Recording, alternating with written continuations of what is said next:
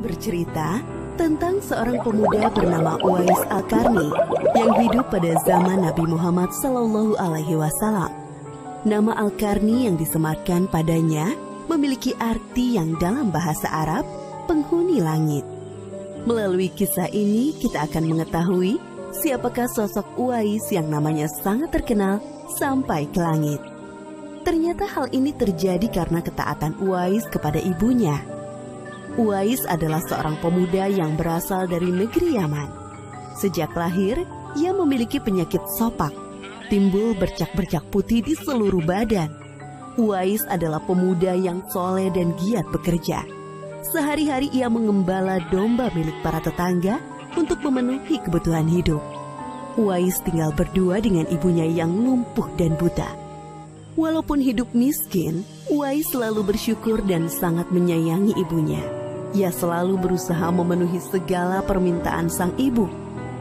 Uwais anakku, kemarilah sebentar nak. Baik ibu, apakah ada yang engkau butuhkan? Anakku sayang, mungkin hidup ibu sudah tak akan lama lagi. Ada satu keinginan ibu yang ingin sekali terwujud. Jangan berkata seperti itu ibu. Katakan padaku, apa permintaan ibu itu? Sebelum saat itu tiba, ibu ingin melaksanakan haji. Mendengar perkataan ibunya, Uwais hanya termenung sambil berpikir. Aku sangat ingin mewujudkan permintaan ibu. Mohon ibu bersabar sampai saat itu tiba. Aku akan mencari cara agar kita bisa pergi ke Mekah untuk melaksanakan ibadah haji. Oh, terima kasih, nak. Ibu Uwais sangat bahagia dan memeluk Uwais sampai menangis. Ya Allah, bagaimana cara hamba membawa ibu hamba yang lumpuh dan buta untuk pergi ke Mekah? Sedangkan jarak dari Yaman ke Mekah sangat jauh, melewati padang pasir yang tandus. Biasanya orang-orang pergi ke sana menggunakan unta. Seekor domba pun aku tidak punya, apalagi unta. Uwais terus berpikir dan akhirnya menemukan suatu ide.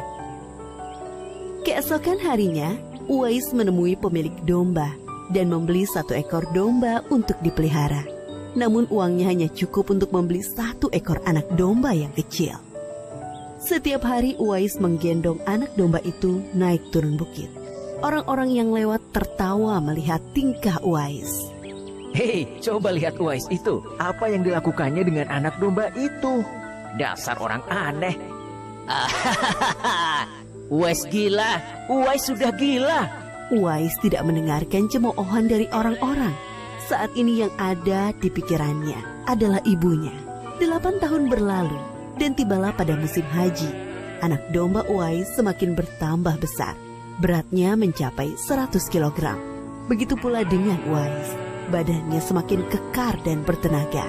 Berkat latihan setiap hari, beban berat yang dipikulnya tidak terasa lagi. Sekarang semua orang tahu bahwa apa yang dilakukan Uwais adalah bentuk pengorbanannya kepada sang ibu. Uwais menggendong ibunya sambil berjalan kaki dari Yaman menuju Mekah.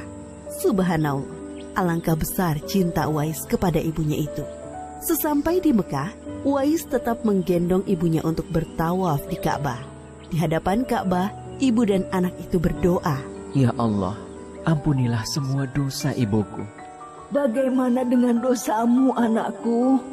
Dengan terampuninya dosa ibu, maka ibu akan masuk surga.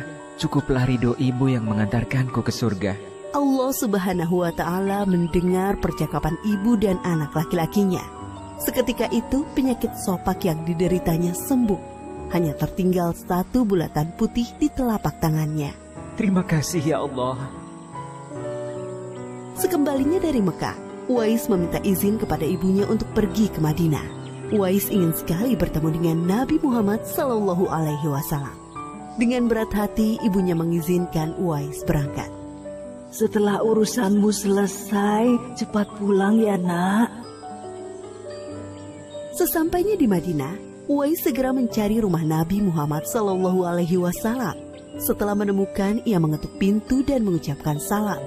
Keluarlah istri Nabi, Aisyah radhiyallahu anha, seraya membalas salamnya. Apakah saya bisa bertemu dengan Rasulullah SAW? Maaf sekali, Nabi sedang tidak berada di rumah. Beliau sedang berperang dan tidak tahu pasti kapan kembali. Mungkin sebulan atau beberapa bulan lagi. Uwais dihadapkan pada dua pilihan, menunggu kedatangan Nabi atau segera pulang ke Yaman. Bayangan sang ibu yang tua muncul di benaknya. Baiklah kalau begitu, saya pamit. Ada seorang ibu yang tidak bisa saya tinggal lama-lama di rumah. Sampaikan salam saya kepada Rasulullah Shallallahu Alaihi Wasallam jika beliau sudah kembali dari perang. Terima kasih. Uwais kembali ke Yaman dengan perasaan haru dan sedih. Di satu sisi Uwais sangat ingin bertemu dengan Nabi Muhammad Shallallahu Alaihi Wasallam, namun di sisi lain ia sangat mengkhawatirkan kondisi ibunya. Akhirnya ia memilih untuk segera pulang ke Yaman. Peperangan telah usai dan Nabi Muhammad Shallallahu Alaihi Wasallam pulang ke Madinah. Aisyah radhiyallahu anha menceritakan perihal pemuda yang mencari beliau. Nabi mengatakan bahwa Uwais adalah pemuda yang sangat taat kepada ibunya.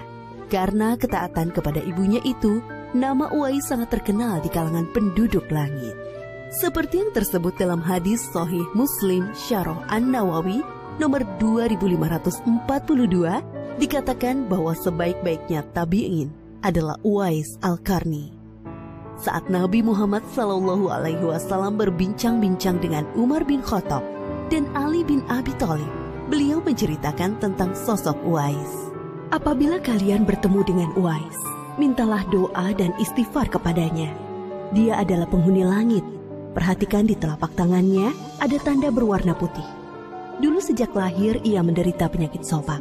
Namun atas kesalehan dan ketaatan kepada ibunya, Allah Subhanahu wa Ta'ala menyembuhkan penyakitnya.